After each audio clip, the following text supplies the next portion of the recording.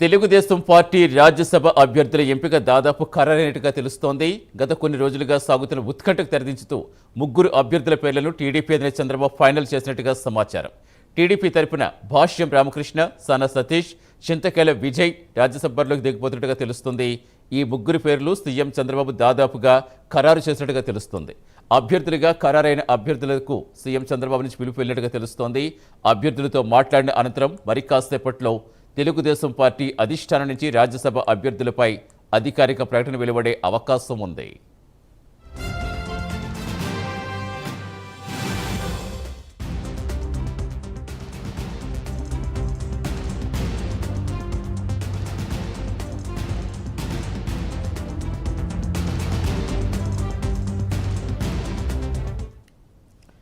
Telugu Desam party Rajya Sabha అభ్యర్థుల ఎంపిక దాదాపు ఖరారైనట్టుగా తెలుస్తుంది.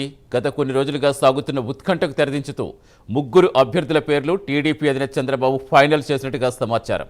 టీడీపీ తరపున భాష్యం రామకృష్ణ, సానా సతీష్, చింతకేల విజయ్ రాజ్యసభ బరిలోకి దిగబోతున్నట్టు తెలుస్తుంది. ఈ ముగ్గురు పేర్లు సీఎం చంద్రబాబు దాదాపుగా ఖరారు చేసినట్టుగా తెలుస్తుంది.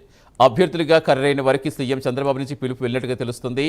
అభ్యర్థులతో మాట్లాడిన అనంతరం మరి కాసేపట్లో తెలుగుదేశం పార్టీ అధిష్టానం నుంచి రాజ్యసభ అభ్యర్థులపై అధికారిక ప్రకటన వెలువడే అవకాశం ఉంది.